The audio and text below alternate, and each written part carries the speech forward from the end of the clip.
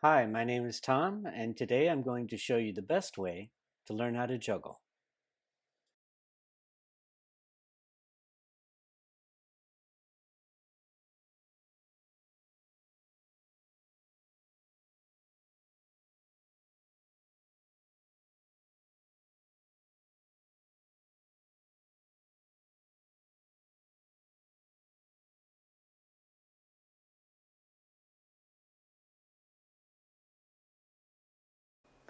There's a couple things you can do to make sure that you have a greater chance of success at learning to juggle.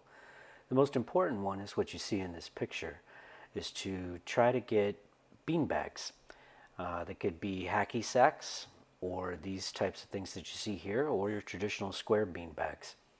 But the reason that the beanbags are important is that when you drop them, and you will, they don't go crazy or fly away from you and waste your time chasing all over the place for things like rubber balls, for example.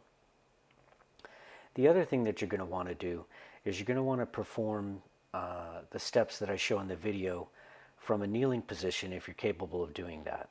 The reason you want to do that, again, is to reduce the amount of time that you spend chasing around for the objects that you're juggling.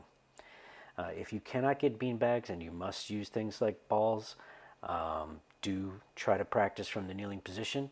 And also, if you can kneel in front of a wall so that when you do lose control of the balls, they won't go as far. Preparation is the key to success.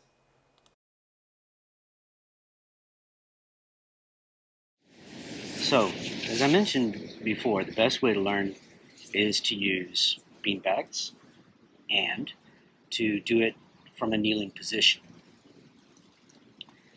So the very first step that we're going to do is just a single hand toss from the primary hand to the non-dominant hand. It doesn't matter if you're right or left, just adjust accordingly. But we're going to do this first. Take the ball in your dominant hand and throw a simple arc. Put the ball back and throw the simple arc. You're going to want to do this 10 times. When you can do it 10 times in a row to where it's smooth and it's roughly the same arc, then you've completed that step. This would be pretty simple, but then you're going to move on to the second step.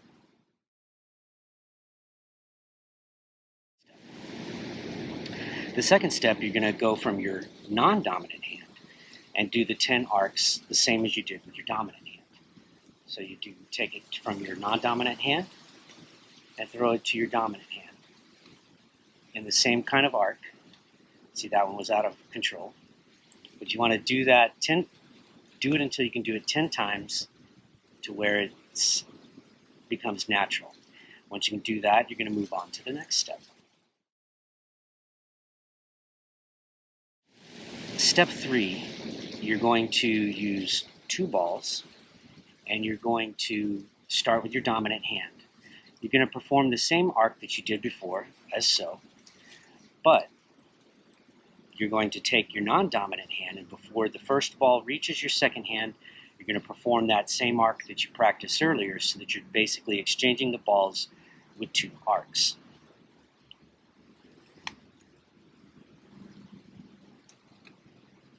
You're going to do this 10 times until you can do it relatively smoothly without the balls going crazy.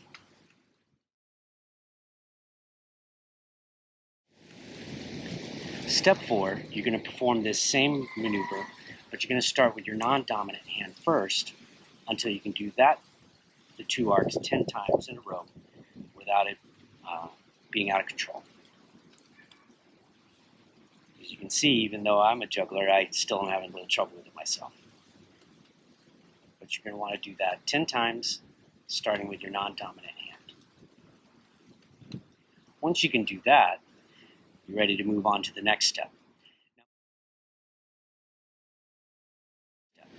Now, before we go to the next step, one of the things that you can do is you can do the same 2 passes and you can alternate them.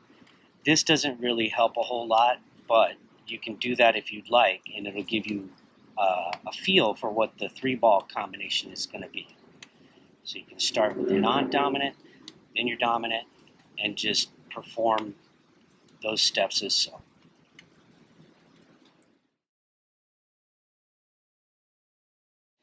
All right, the final step. This is a lot like riding a bicycle. You are absolutely going to fail at this the first, who knows how long. It varies for everybody. Some people can learn this in a day. Depends on how focused they are and if they followed my tips for saving themselves some time. But basically, the act of juggling 3 balls is that 2-ball transfer, but it's just done in a continuous manner. So, for example, I'm going to toss a ball, I'm going to toss a ball, and I'm going to toss a ball. So basically, I'm doing those 2-ball transfers, but I'm keeping the process going. This is why the arcs that you practiced earlier are important for you to get those kind of standard. That way that when you go to do the 3 balls, it doesn't get out of control. The bad news is it will get out of control, but if you practice, you'll eventually get it settled. So just as an example of probably what it's going to look like the first few times you do it, it's going to look something like this. Don't let that discourage you. You'll suddenly feel very uncoordinated, but anytime you're feeling a little bit discouraged, you can always go back to the previous step and smooth out your 2-ball transfer and then return to the 3-ball process. So as I mentioned, the 3-ball process is just a continuation of the 2-ball transfer.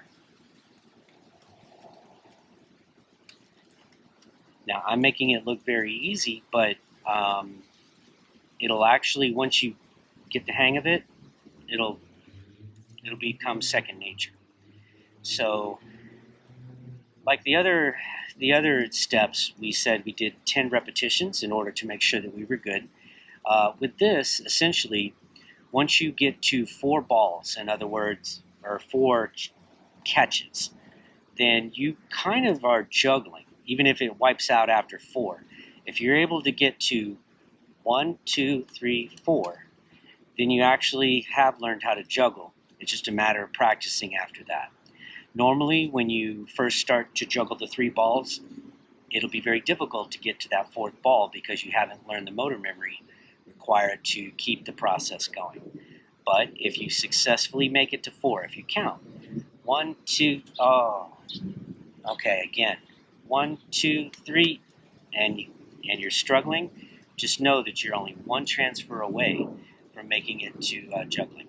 Once you get that 4th ball, just extend it to 5 transfers and then 6. Around that point, you'll be juggling and it'll become second nature.